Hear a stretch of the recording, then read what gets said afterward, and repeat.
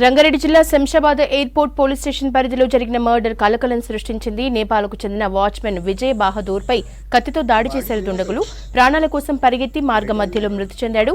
Eyelet laminates private లిమిటెడ్లో ఈ ఘటన జరిగింది. బీహార్కు చెందిన అనుమానితుడిని అదుపులోకి తీసుకున్నారు పోలీసులు. కేసు నమోదు చేసి దర్యాప్తు చేపట్టారు.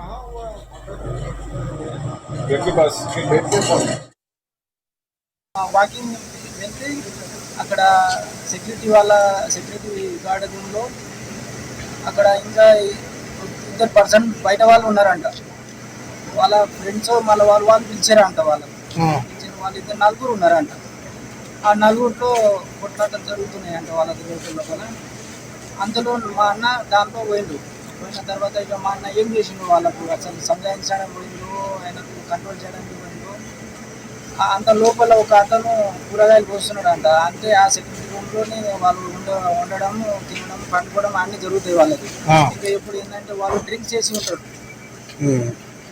వాళ్ళు బీఆర్ వాళ్ళు సార్, బీఆర్ వాళ్ళు డ్రింక్ చేసుకొని ఉన్నారంట ఆ రోజు రాత్రి.